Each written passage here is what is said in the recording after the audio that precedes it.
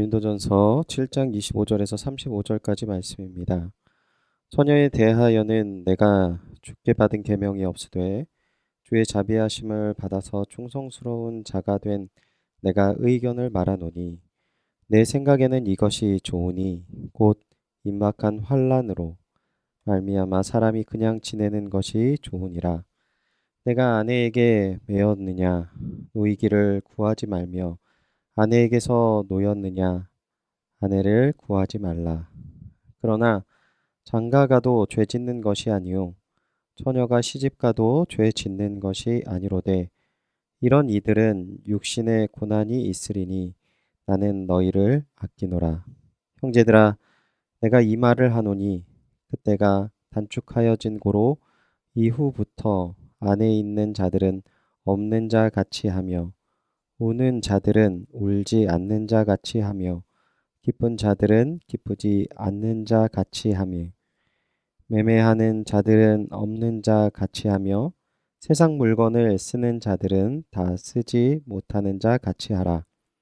이 세상의 외형은 지나감이니라. 너희가 염려 없기를 원하노라.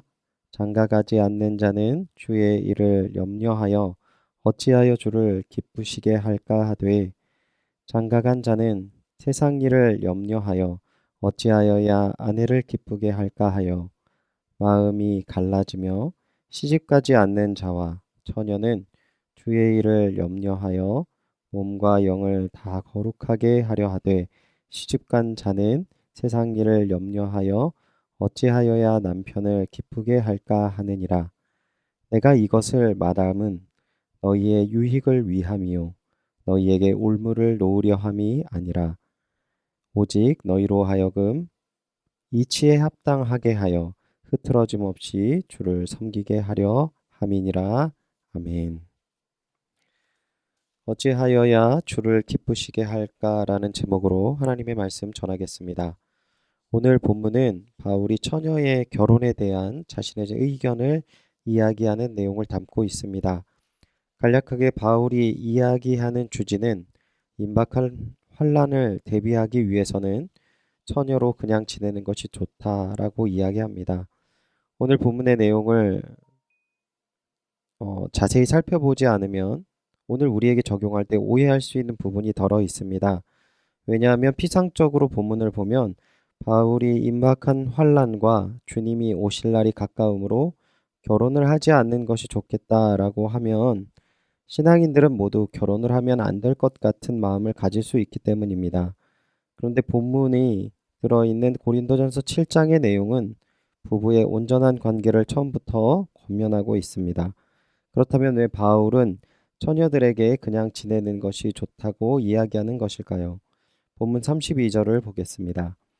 너희가 염려 없기를 원하노라. 장가가지 않는 자는 주의 일을 염려하여 어찌하여야 주를 기쁘시게 할까라고 이야기하고 있습니다.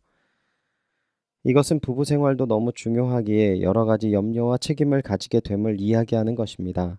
또한 바울은 내일 살펴볼 본문을 통해서 우리가 생각해 보면 이러한 부부 생활이 덜 경건하거나 또한 신앙적으로 볼 때 부족한 행동이 아님을 분명하게 이야기합니다. 다만 결혼을 하게 되면 배우자를 어떻게 기쁘게 할까 염려해 하나님을 기쁘시게 하는 삶의 우선순위를 놓칠 수 있다고 설명하는 것입니다. 35절을 보시면요. 내가 이것을 말하면 너희의 유익을 위함이요 너희에게 올무를 놓으려 함이 아니니 즉 이 말로 인해서 이것이 하나님이 내린 명령이 아니고 신앙인의 유익에 대해서 설명한 것이라고 이야기를 분명히 하고 있습니다. 또한 오직 너희로 하여금 이치에 합당하게 하여 흐트러짐이 없이 주를 섬기게 하려 함이라라고 이야기합니다. 즉 우리는 주어진 상식의 이상의 것을 바라볼 때 그 상식을 무시하는 것이 아니라 그 상식 바탕 위에 하나님의 풍성한 하나님을 섬기는 상식 이상의 그 하나님을 바라보며 나아갈 수 있는 방법을 바울이 이야기하는 것입니다. 이제 조금 결혼이라는 주제를 뛰어넘어서 바울이 강조하는 내용을 한 번 더 생각해 보면 좋을 것 같습니다. 이 땅에 살아가는 하나님의 백성으로 주님을 기쁘시게 하는 일이 우리의 마음에 그러한 부분에 어떠한 마음을 품고 있는가를 생각해 보라는 것입니다.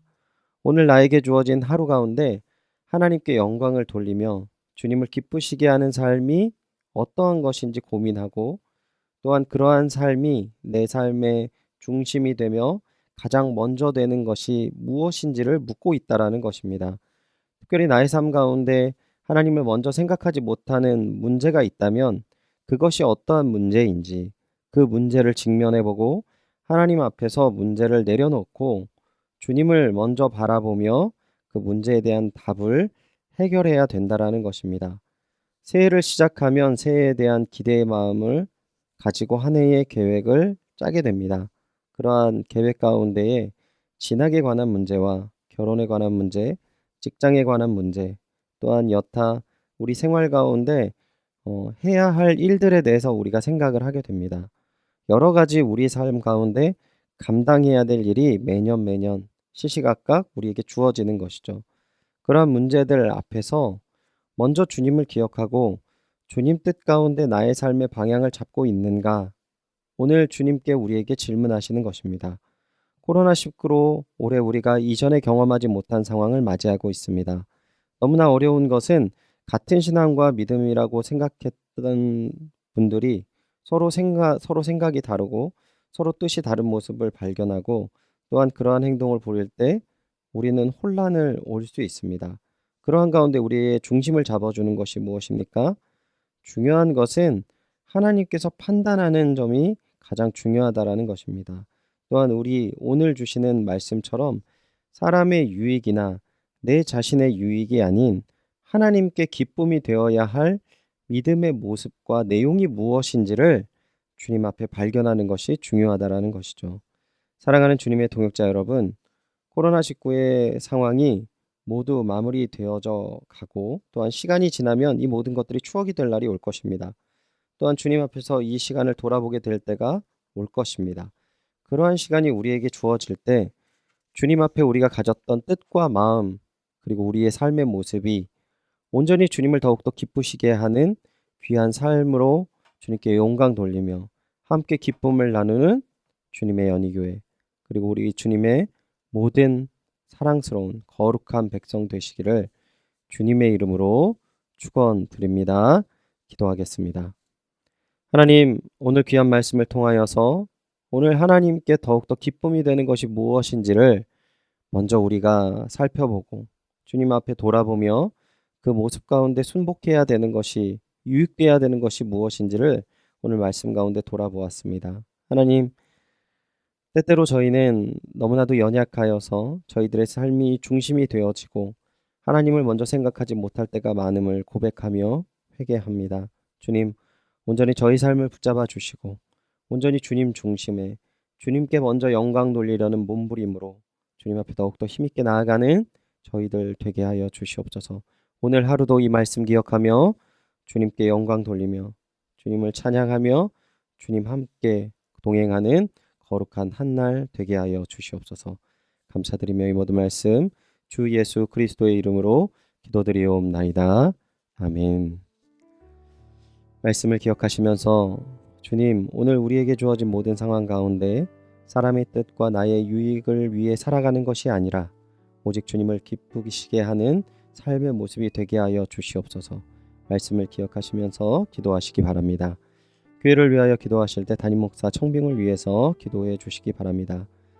연희교회가 한 몸을 이루는 지체로서 머리 되신 예수님의 말씀과 뜻을 잘 전할 수 있는 준비된 목회자를 모실 수 있도록 성도들의 영혼을 사랑하고 푸른 초장으로 인도하며 영혼의 생수를 마시며 성장시키시는 목회자를 모실 수 있도록 사람의 생각과 방법이 아닌 오직 주님의 뜻과 방법으로 준비된 목회자를 모실 수 있도록 기도해 주시기 바랍니다. 그리고 교회를 위해서 기도하실 때 코로나19의 조속적인 종식과 교회와 모든 성도들의 안전을 위해서 기도해 주시기 바랍니다. 오늘은 박모세 선교사님과 유덕기 선교사님의 사역과 가정을 위해서 함께 기도해 주시기 바랍니다. 그리고 우리 전지호 성도님 신장 이식을 한 이후에 여러분이 기도해 주셔서 많이 회복된 가운데 있습니다. 더욱더 이 모든 과정이 잘 되어질 수 있도록 여러분 함께 기도해 주시기 바랍니다. 다 같이 기도하겠습니다.